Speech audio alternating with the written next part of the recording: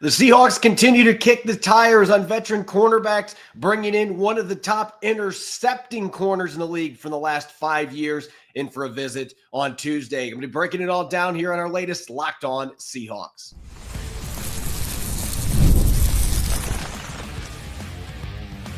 You are Locked On Seahawks, your daily Seattle Seahawks podcast, part of the Locked On Podcast Network, your team every day.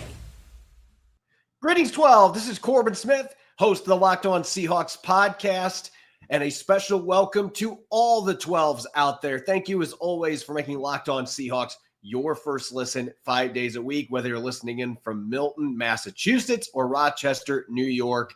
We greatly appreciate each and every one of you that tune in and make Locked On Seahawks your first listen 5 days a week, especially if you're staying up late on the East Coast. We're especially appreciative of your support with how late it usually is when we are on Pacific time dishing out our shows.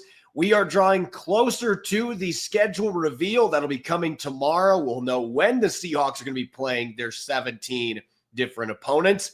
Today, I'm going to be dishing out some predictions and look back at the opponents on Seattle's docket and which opponents after the draft and free agency I'm most intrigued by in terms of matchups. Going to be a jam-packed episode, so let's get to it. Now for your lead story here on our Tuesday edition of Locked On Seahawks.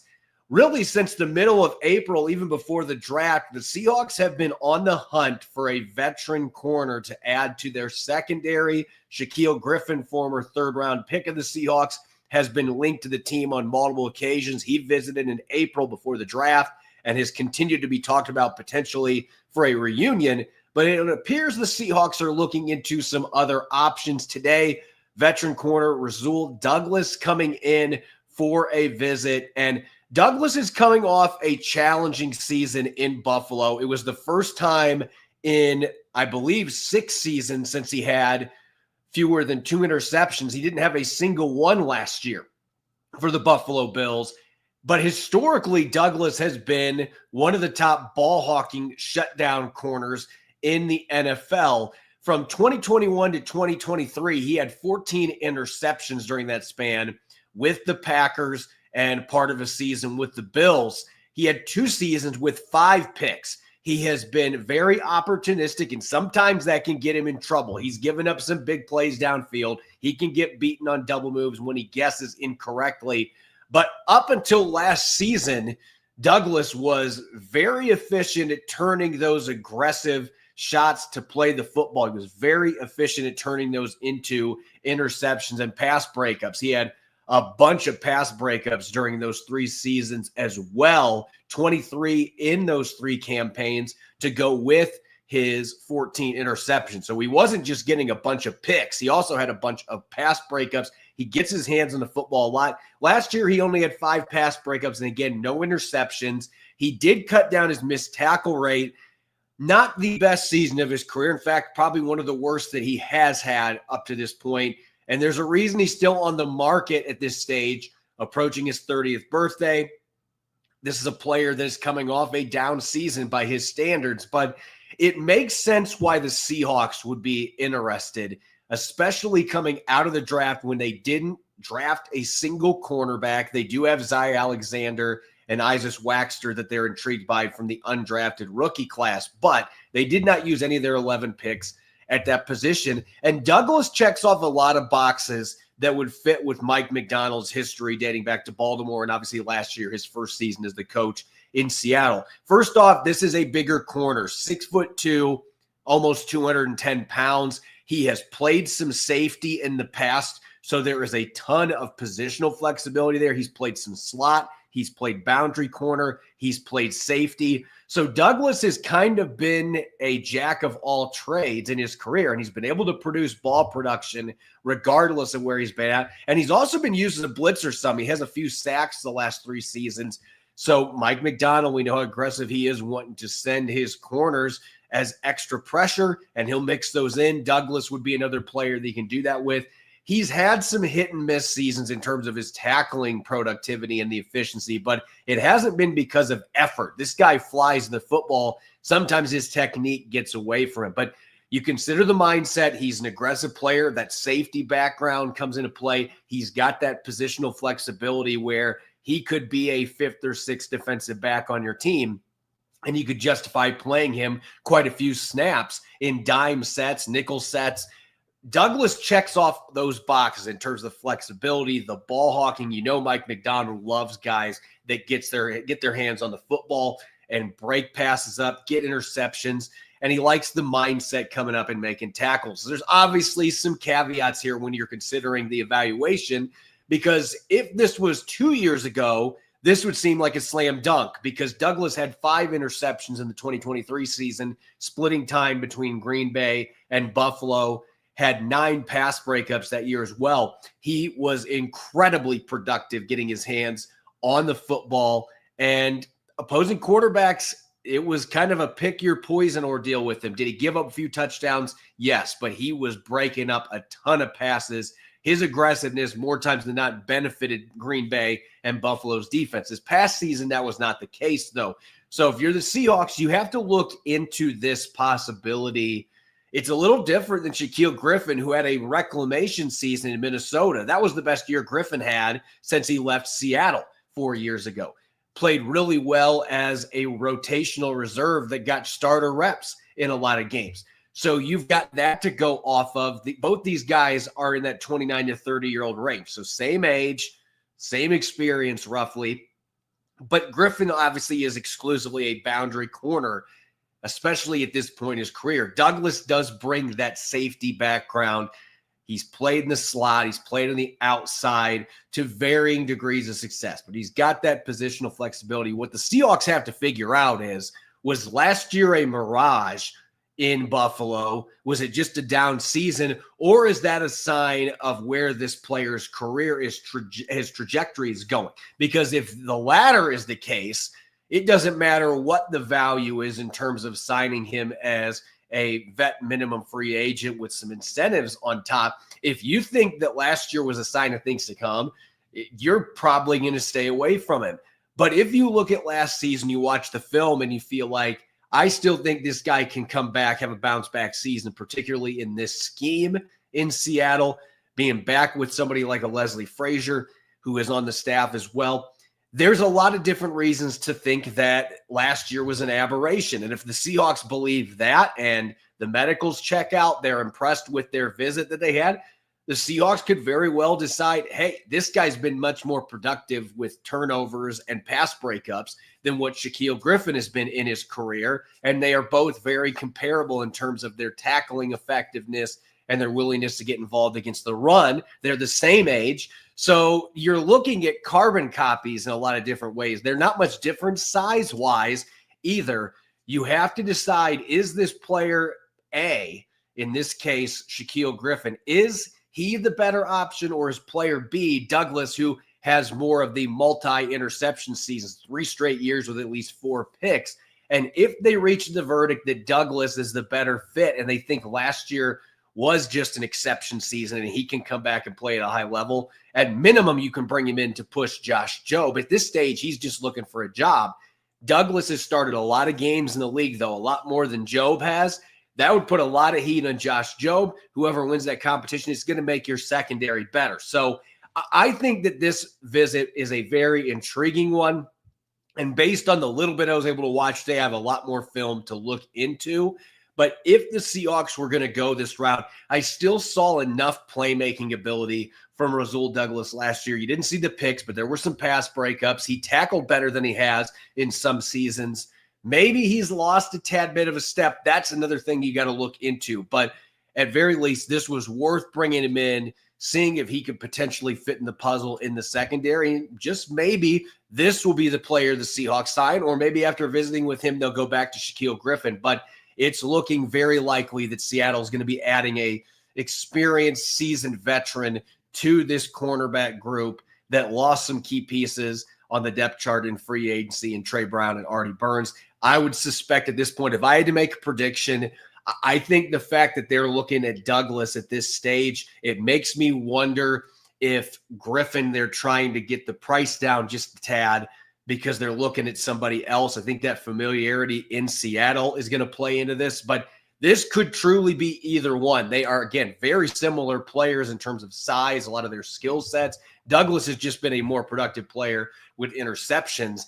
Hasn't given up as many big plays in some seasons. There's been other years where he has given up quite a few. So he's been kind of feast or famine in that regard. But I see a lot of similarities. Both of them seem like the type of players, though, that would fit Mike Macdonald's scheme and that they have the mindset to be able to play for Mike Macdonald. When I come back tomorrow, the NFL schedule reveal will be officially here. It's an unofficial holiday for football and sports fans around the world. I'm going to be revisiting Seattle's opponents for this upcoming season and looking at some of the matchups that intrigue me going into 2025. There may be a few surprises coming out of free agency in the draft. I'm going to get to that up next here on our Tuesday edition of Locked On Seahawks. This episode is brought your way by FanDuel. The NBA playoffs are in full swing, and every night delivers highlight-worthy performances, major momentum shifts, and can't-miss moments. Whether it's a game-winning shot or a breakout player, there's never been a better time to get in on the action. Right now, when you join FanDuel and place your first $5 bet, you'll get $250 in bonus bets if your bet wins. I love how FanDuel makes betting so easy, whether it's picking my favorite team or diving into player props. From Anthony Edwards taking over games for the Timberwolves with explosive scoring ability to Chet Holmgren's three-point shooting touch for the Thunder, FanDuel has so many ways to bet on your favorite player props. Plus, after the game tips off, if you're feeling like you got a hot hand, you can even combine live prop bets into the same game parlay for a chance to win big. Don't miss out. Head to FanDuel.com and claim your $250 in bonus bets today. Welcome back to the Tuesday edition of Locked On Seahawks. I'm your host, Corbin Smith. A special thanks to each and every one of the 12s who are listening in. And thank you, as always, for making Locked On Seahawks your first listen 5 days a week. We greatly appreciate it. The NFL schedules will officially be revealed tomorrow. We will have an in-depth analysis-based show after we have learned all 17 games when the Seahawks are going to be playing their upcoming opponents. But before we get to that point, we've known who Seattle's opponents were going to be since the end of the Rams game in Week 18. Seattle obviously was playing for nothing but pride at that stage with the Rams clinching the division before that rematch. But we have known their opponents since the regular season concluded. Tomorrow we'll get to find out the order of those games so fans can start making their travel plans to head to a few of these Seahawks games in 2025. Let's look at the docket, who Seattle's going to be playing this year. Obviously, every season you've got your 6 divisional matchups in the NFC West. You got 3 home games against the 49ers, Cardinals, and Rams, and you have 3 away games. But the schedule is cyclical in a couple different ways. You have a rotation of the 3 other conferences or 3 other divisions in the NFC conference, the South, the East, and the North. Last year, the Seahawks played every team in the NFC North. This season, they're going to be playing every team in the NFC South. So they get home games against the Tampa Bay Buccaneers and the New Orleans Saints, and then they get away games against the Carolina Panthers and the Atlanta Falcons. They also have a 4-year cycle with the 4 divisions in the AFC, and it's been a while since they've played the AFC South. They're going to be playing both South divisions. Home games this time around against the Indianapolis Colts and Houston Texans, the 2 teams they played on the road back in 2021. And then the Titans and Jaguars will host the Seahawks games in Nashville and Jacksonville. That Jaguars game, some were wondering coming into today whether the Seahawks might be the team that plays them in London, but the Seahawks will not have an international game this season. The Steelers are going to be playing in Ireland, the first regular season game in Dublin, but that matchup, that is going to be against a different team. The Rams are going to be traveling to face the Jaguars in Week 7 in London. So the Seahawks do not have an international game this season. So both those games in the AFC South, the road games, are going to be at the home sites for the Titans and Jaguars. And rounding out the schedule here, there's one additional home game. This is the 17-game schedule. Last year, the Seahawks had an extra home game. This year, they have 8 home games, 9 away. So only one additional home game. The Minnesota Vikings for a second straight year are going to be coming to Lumen Field. That is a game that I'm very intrigued by. And then on the away docket, you've got the Commanders and Steelers on the road in DC and Pittsburgh. When I look at this schedule, let's start off with the home games. Obviously, there's always going to be discussion about when the 49ers are going to be coming to town. There's actually a report out there from Softy Mahler of KJR Seattle that the Seahawks are going to be playing the 49ers at Lumen Field in week 1. That'd be quite a way to start the 2025 season if that proves to be true. But at this point, that is an unofficial report. There's always going to be excitement about the Rams. Now you get the Cooper Kupp rematch in Seattle, playing for his new team against his former team in a rivalry game. And the Cardinals in Seattle, crazy things always happen when those two teams get together at Lumen Field. So no surprises there. Those are games to be excited about. But as far as the home game that offers the most intrigue to me, it's a tie. The Tampa Bay Buccaneers, I have down as a dark horse to make a deep run in the postseason this year. Baker Mayfield has really been a revelation there. That offense has been great for him. He is going to have to adjust to a new offensive coordinator this year with Liam Cohen going to the Jaguars, their new head coach. But Tampa Bay's got weapons galore. They're going to have Chris Godwin back. Mike Evans is there. They've got Jalen McMillan. They drafted Emeka Egbuka at Ohio State. There are weapons everywhere for the Tampa Bay Buccaneers. So that is, to me, maybe the toughest home game aside from the Minnesota Vikings. Now, the big question mark with Minnesota, they let Sam Darnold go. J.J. McCarthy missed all of his rookie season with a knee injury. They have great confidence that J.J. McCarthy is going to be a franchise quarterback. They are giving him the starting role with no regular season snaps to his name. Sam Darnold led him to 14 wins last year. That is really the one question mark for Minnesota. Are they going to get the quarterback play with J.J. McCarthy? Because they upgraded their offensive line. They got Will Fries as one of their new guards. They also brought in Ryan Kelly as their new center, an upgrade at the position. So Minnesota addressed a number of their big needs in free agency. They spent significant money. Didn't have a lot of draft picks, but still brought in some quality players, had a really good undrafted rookie class that could have some contributors, bringing back most of their key players from last year. Minnesota has a chance to be one of the top teams in the NFC once again, even with a new quarterback. They have that kind of confidence in J.J. McCarthy. He's certainly a talented player.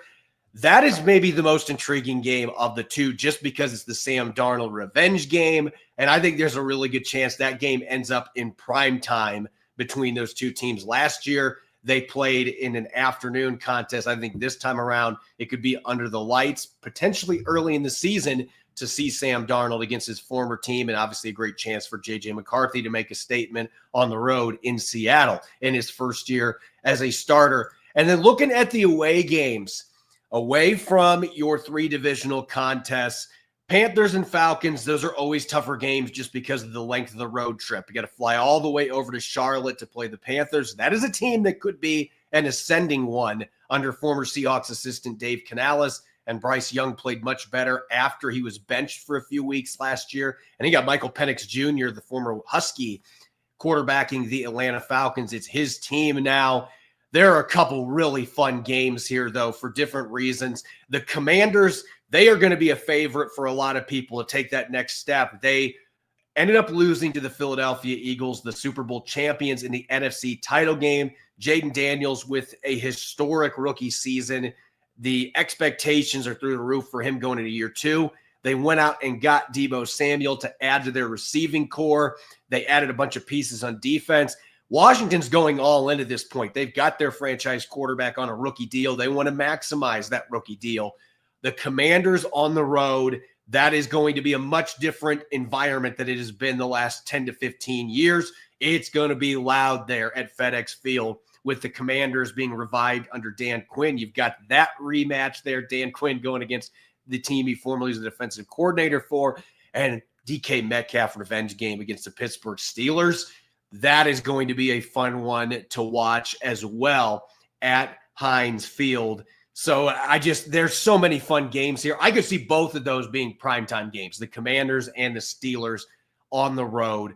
could absolutely see those being primetime games. I could see Seattle playing a primetime game in week 1 if they're playing the 49ers at home. Maybe their away game will be the one that ends up in primetime this year. But there's some really enticing matchups with a number of teams that got better. Like I said, I think the Commanders improved from being an NFC championship runner-up. They've gotten better this offseason, added weapons for Jaden Daniels, got better on defense. They upgraded at the tackle position, trading for Laramie Tunsil. Minnesota's still really good. Pittsburgh, if they get quarterback play, Aaron Rodgers, is he going to come to town at any point? Right now, Mason Rudolph would be their starter. Will Howard, they drafted out of Ohio State, being a dark horse there. But away from quarterback, Pittsburgh's got a ton of talent, especially adding DK Metcalf. The defense that they still have there, led by TJ Watt, Cameron Hayward. They've got plenty of studs on that side of the ball. There's just a lot of really fun matchups there that I anticipate are going to be must-see games on Seattle's schedule. When we come back, it's time for some predictions as we head into tomorrow's reveal. Going to be dishing out some thoughts on what to expect, predictions. We'll see if I do a little better than last year in terms of, I'm not going to be predicting the entire schedule, but just kind of my expectations for where things sit as we get ready for the league to reveal tomorrow. Don't go away. You're listening to the Locked On Seahawks podcast.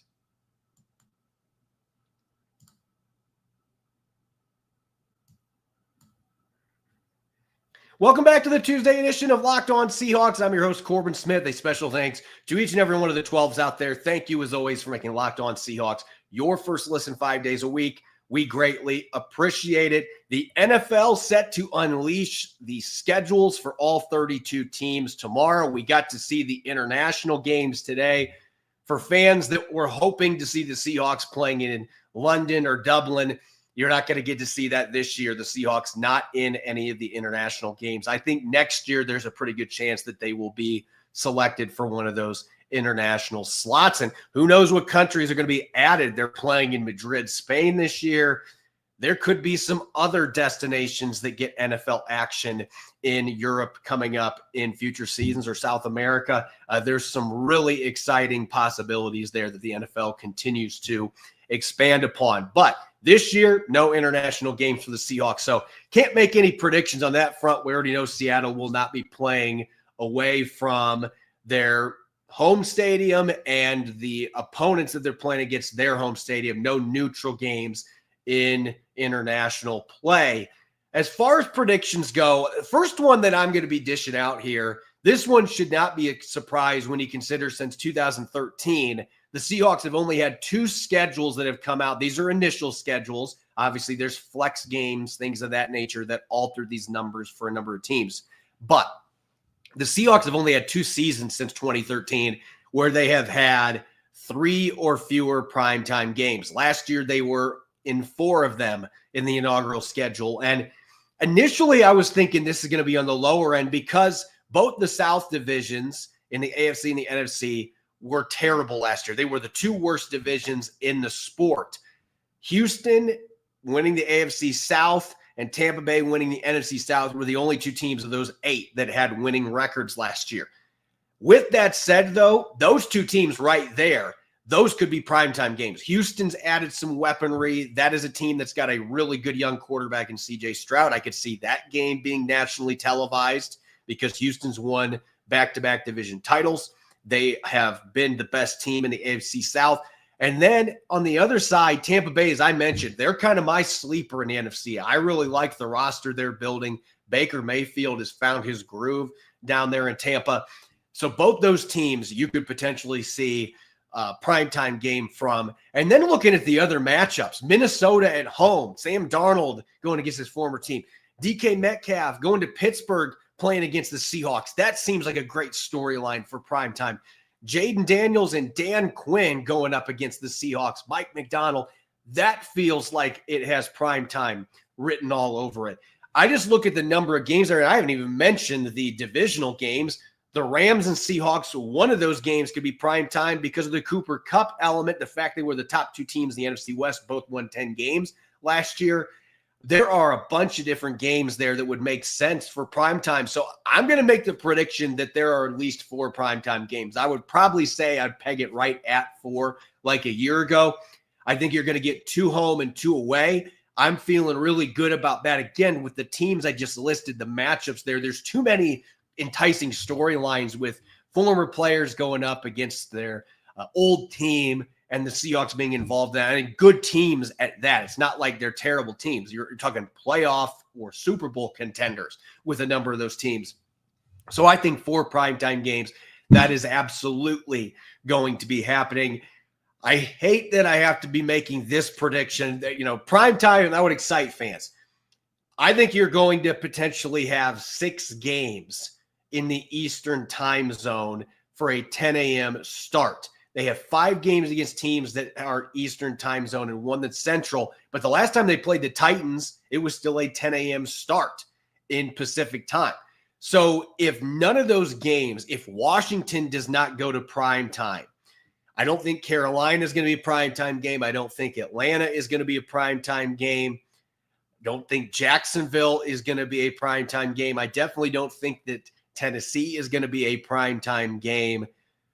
You look at those matchups, Pittsburgh and Washington are the 2 that maybe could be. And if both those end up being primetime games, then you only get 3 or 4 of those early starts. But if all those games are regularly slotted, Seattle's going to have a bunch of early 10 a.m. Eastern time zone starts. And I think it's going to lean towards that direction. We'll say 4 or 5 right now, depending on what happens with the Steelers and Commanders games. Those are both strong possibilities to be in prime time. But Seattle went 3-0 in those games last year. You're going to have more of those opportunities as McDonald. That's one thing he picked where Pete Carroll left off. He picked it up there. They had success playing in the Eastern time zone early last year. We'll see if they're able to do that again with more games where they're going to be traveling cross country in the Eastern time zone. And as far as a couple other predictions that bear watching here for me going into this 2025 schedule, I think that the bye week, it's been kind of a teeter-totter type ordeal. Last year, Seattle had a later bye in week 10. I think they're going to be in the middle there. Week 7, week 8 is what I'm going to roll with as my prediction. I think it's going to be a relatively early, but not super early bye week. It's not going to be week 5. It's going to be week 7 or week 8, which to me, middle of the season, that's doable. You never like to have a super early bye. Sometimes it ends up being beneficial if you get beat up pretty bad early in the season. But I think they'll be right in the middle of the pack in terms of bye weeks. And this prediction is based on what we know from that report. Softy Mahler has been pretty good when he has released rumors in the past for games. He reported that he was told the Seahawks are playing the 49ers at Lumen Field in week 1. Why not have one of those rare start and finish against the same team, play the 49ers at Levi Stadium in week 18? I didn't go back to look the last time the Seahawks did that, but regardless, I'm predicting it's going to happen here. You start in week 1 at Lumen, and then you don't play the 49ers for 4 months. You play them at the end of the season in week 18 in what could be a playoff matchup or a playoff elimination matchup at that stage, depending on how the 49ers bounce back, what Seattle looks like. But I think it would be an enticing schedule to have the Seahawks and 49ers open and close the season. I think it's overdue for one of those NFC West openers and closers. Seahawks 49ers to open and end the season. And maybe we get around 3 this year. We'll just have to wait and see. But week 1, week 18, Seahawks 49ers, book it right there. That is my big prediction here for the schedule reveal that's coming up tomorrow. I can't wait to see how it plays out. And look, I'm a football nerd through and through. I know there are a lot of reporters that say, well, what's the point of trying to figure out the schedule before the NFL releases it? What's not the point? This is a football fan's dream. Let's figure out when the games are going to be, and let's figure it out. I've already got my spreadsheet going, starting to eliminate teams from certain weeks with other games that we know. So I can't wait for tomorrow. And listen, tomorrow is going to be a crazy day here on Locked On Seahawks. We are going to have not 1, not 2, but 3 episodes coming your way tomorrow. We're going to have 2 new coaches series interviews with Nick Sheridan, the quarterback coach from Alabama, joining us, and it's going to be followed up after that, Brian Ellis, the tight end coach for Alabama. So double Crimson Tide. It's a Seahawks-Alabama crossover, and then we'll have our schedule analysis coming after the schedule is revealed. on Wednesday night. As always, you can follow me on X and Blue Sky at Corbin Smith NFL. Make sure to subscribe to Locked On Seahawks on YouTube or wherever you listen to your podcast to make sure you don't miss a single episode, including the 3 set to drop tomorrow. Thanks for listening in and enjoy the rest of your Tuesday night. Go Hawks.